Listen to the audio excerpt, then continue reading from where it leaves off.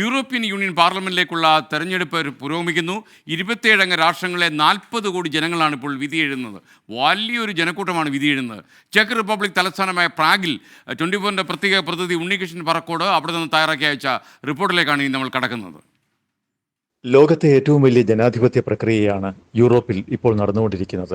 അടുത്ത യൂറോപ്യൻ പാർലമെന്റിലേക്കുള്ള തെരഞ്ഞെടുപ്പിൽ യൂറോപ്യൻ യൂണിയനിലുടനീളം ഏകദേശം 373 ദശലക്ഷം ആളുകൾ വോട്ട് ചെയ്യാൻ അർഹതയുള്ള ലോകത്തിലെ ഏറ്റവും വലിയ ജനാധിപത്യ പ്രവർത്തനങ്ങളാണ് ഇപ്പോൾ നടക്കാൻ പോകുന്നത്.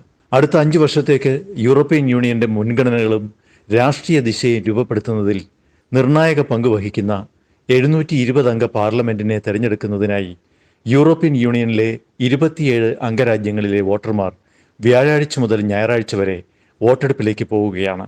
ഉക്രൈനിലെയും ഗാസയിലെയും യുദ്ധങ്ങൾ മുതൽ കുടിയേറ്റം, കാലാവസ്ഥാ വ്യതിയാനം വരെയുള്ള പ്രശ്നങ്ങൾ നേരിടുന്ന യൂറോപ്യൻ യൂണിയനെ സംബന്ധിച്ചിടത്തോളം നിർണായക നിമിഷത്തിലാണ് വോട്ടെടുപ്പ്.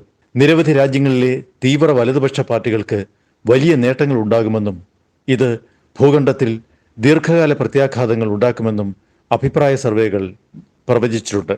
ചെക്ക് റിപ്പബ്ലിക്കിൽ ഇന്നാണ് വോട്ടെടുപ്പ്. ഈ കാണുന്ന ദൃശ്യങ്ങൾ ചെക്ക് റിപ്പബ്ലിക്കിലെ ഇറ്റാലിയൻ എംബസിക്ക് മുൻപാകെ ഇറ്റാലിയൻ പൗരന്മാർ യൂറോപ്യൻ യൂണിയനിലേക്ക് വോട്ട് ചെയ്യാൻ ക്യൂ നിൽക്കുന്നതാണ്. ഇത് യൂറോപ്പിന്റെ ഭാവി നിർണ്ണയിക്കുന്നതിൽ വലിയ പങ്ക് വഹിക്കുന്ന ഒരു തെരഞ്ഞെടുപ്പാണ്. ഓക്കെ, പ്രിയപ്പെട്ട പ്രേക്ഷകർക്ക് അറിയുന്നത് പോലെ യൂറോപ്യൻ യൂണിയൻ പാർലമെന്റിലേക്കുള്ള തെരഞ്ഞെടുപ്പ് പുരോഗമിക്കുകയാണ്. 27 അംഗ രാഷ്ട്രങ്ങളിലെ 40 കോടി ജനങ്ങൾ വിധി എഴുതുന്ന തെരഞ്ഞെടുപ്പാണിത്.